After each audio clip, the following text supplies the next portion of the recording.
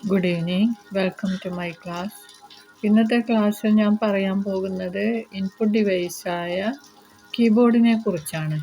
Input ഡിവൈസിനെ കുറിച്ച് ഞാനൊന്ന് പറഞ്ഞു തന്നു. ഇൻപുട്ട് ഡിവൈസ് എന്ന് പറഞ്ഞാൽ നമുക്ക് ഇൻപുട്ട് ചെയ്യാനുള്ള ഡിവൈസസ് ആണ്. അതായത് നമുക്ക് ഡാറ്റ കമ്പ്യൂട്ടറിൻ്റെ ഉള്ളിലേക്ക് കടത്തി വിടാനുള്ള ഉപകരണം.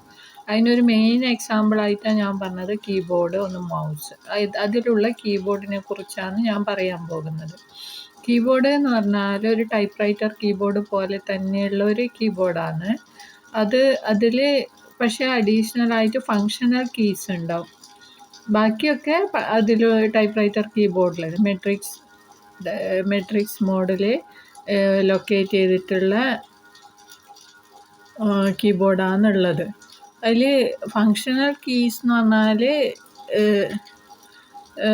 അതായത് ഓരോന്നും ഓരോ പർപ്പസിനാണ് ഉപയോഗിക്കുന്നത്. F1 മുതൽ F12 വരെയുള്ള കീസാണ് ഉണ്ടാവുക. ആ കീസ് ഉപയോഗിച്ചിട്ട് നമുക്ക് ഓരോ പ്രോഗ്രാമിനും ഓരോ പ്രോഗ്രാമിലും ഓരോ ആവശ്യത്തിന് വേണ്ടിയിട്ടാണ് ഉപയോഗിക്കുക.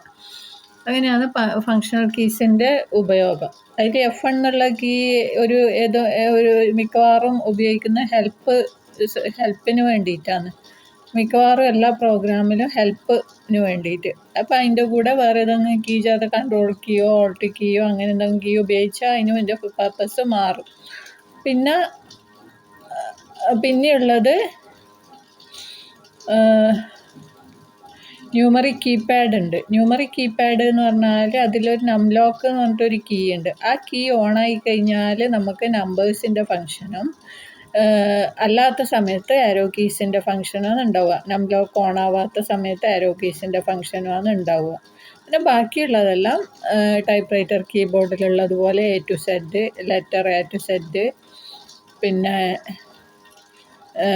നമ്പേഴ്സ്, പിന്നെ alt, control, delete keys, shift, enter, അങ്ങനെയുള്ള 109 കീസാണ് ഏകദേശം മിക്കവാറും കീബോർഡിലും ഉണ്ടാവുക. ചിലപ്പോൾ അത് വേറെ എന്തെങ്കിലും കീസ് അഡീഷണലായിട്ട് വരുന്നുണ്ടെങ്കിൽ അതിൻ്റെ അകത്ത് ചിലപ്പോൾ 1112 അല്ല അതിലധികമോ 1112 മിക്കവാറും 109 മുതൽ 1112 വരെ 112 വരെയുള്ള കീസാണ് ഉണ്ടാവുക.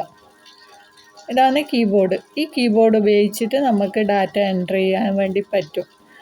അതായത് നമുക്ക് ലെറ്റർ ടൈപ്പ് ചെയ്യണമെങ്കിലും ഒരു കാൽക്കുലേഷൻ നടത്തണമെങ്കിലും അല്ലെങ്കിൽ എന്തെങ്കിലും പ്രോഗ്രാം എൻ്റർ ചെയ്ത് കൊടുക്കണമെങ്കിലും അല്ലെങ്കിൽ പ്രോഗ്രാം റൺ ചെയ്യുന്ന സമയത്ത് അതിനെന്തെങ്കിലും ഇൻസ്ട്രക്ഷൻ കൊടുക്കണമെങ്കിലും അങ്ങനെയുള്ള എല്ലാ കാര്യങ്ങളും കീബോർഡ് വഴിയാണ് ചെയ്യുക.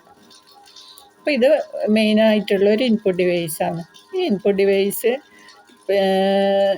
മിക്കവാറും പലതരത്തിലുണ്ടാവും. ചിലത് 109 കീസ്, ചിലത് 112 കീ. ഇത്രയാണ് കീബോർഡിനെ കുറിച്ച് പറയാനുള്ളത്. ഇന്നത്തെ ക്ലാസ് ഇവിടെ ഞാൻ നിർത്തുന്നു. നന്ദി, നമസ്കാരം.